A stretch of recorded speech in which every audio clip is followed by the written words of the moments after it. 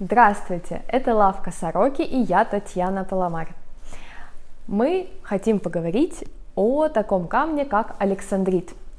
Все о нем слышали, но далеко не все его видели. Это разновидность хризоберилла, и он считается достаточно твердым камнем, 8,5 по шкале Mohs, например, у янтаря 2,5, а у нефрита 6 и 6,5.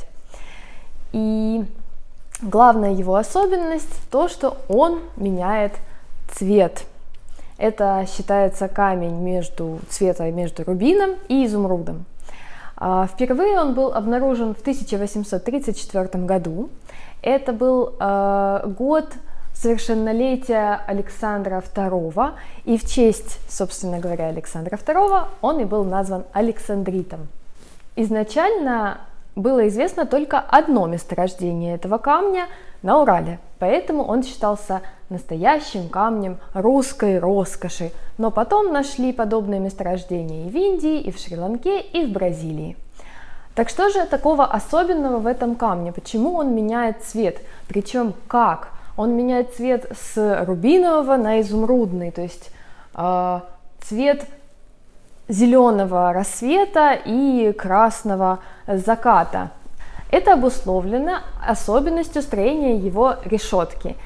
Ионы хрома расположены таким образом, что длина волны света, поглощения света, находится между рубином и изумрудом. То есть у рубина она 550, а у изумруда 580, а у александрита посередине. И поэтому в дневном свете, где больше зеленых и синих цветов, он становится зеленым, а в искусственном свете или в свете свечи больше красного спектра, и он становится красным. А что же касается вот того камня, который мы привыкли в советских украшениях называть александритом. Это не совсем и далеко не александрит. Это синтетический корунд, а еще точнее это сапфир, выращенный методом Вернеля, и он меняет, он меняет цвет с лилового, розоватого на зелено-голубой. Но эти два камня, корунд и хризоберилл, к которому относится александрит, они совершенно разные по физическим характеристикам и химическим характеристикам. Но он тоже меняет цвет, и поэтому такая путаница возникла. А что же касается именно синтетических александритов, выращенных в лаборатории, то да, такие опыты имелись, делались они и в США, и в Советском Союзе, но это очень дорого, потому что нужно следить за ростом самого кристалла, регулировать и температуру, и давление, и затравку, и все-все. И оно просто не оправдывает себя, это очень, получается, в итоге дорогой камень. Поэтому и натуральные камни встречаются очень редко, да и синтетические тоже. И александрит это не единственный камень, который вот так умеет менять цвет на самом деле. Еще таким свойством обладает гранат, у которого тоже есть эти ионы хрома, и в том числе шпинель. Стоимость натурального минерала александрита очень высокая, и она зависит от многих параметров. Это, во-первых, цвет, размер и чистота. Если помните, у нас было видео об натуральных и ненатуральных рубинах, и там были те же показатели. Что такое цвет? В случае с александритом это реверс, это чтобы был и яркий, такой вот вишневый, красный, и чтобы это был выразительный зеленый. Но природа не в курсе, что мы любим такие цвета, и поэтому такие камни могут быть темные. Один реверс может быть вообще не выражен или выражен очень плохо. То есть вместо красивого насыщенного вишневого будет такой коричневатый цвет. Что касается чистоты, снова-таки, это природные камни, мы сейчас говорим именно о природных камнях, и там может быть огромное количество включений. Поэтому камни с красивой прозрачностью, вот как мы видим, в синтетике, допустим, советской, Это абсолютно уникальные образцы.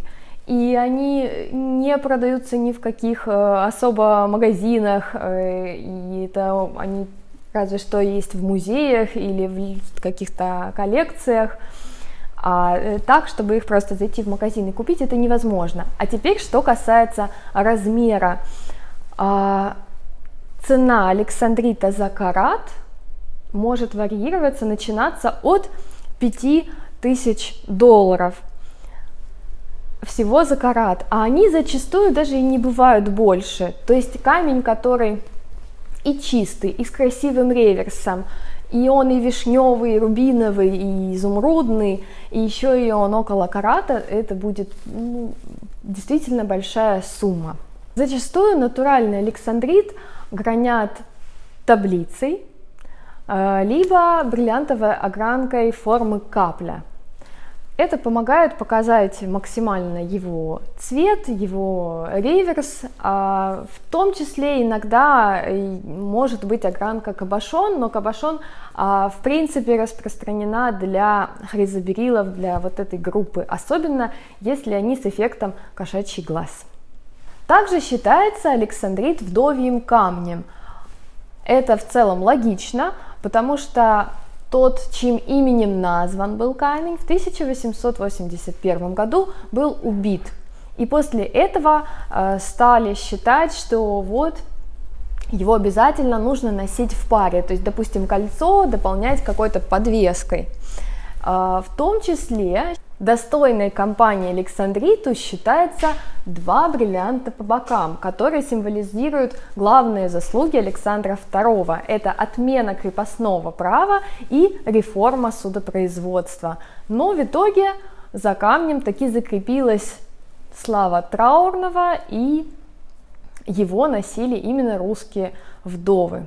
Эти суеверия существуют только на территории бывшей Российской империи, в других странах он считается символом мудрости, достатка, поэтому решать, покупать его, искать его только вам, но это действительно достойный камень, чтобы и пополнить коллекцию, и инвестировать свои средства в него, поэтому решайте сами.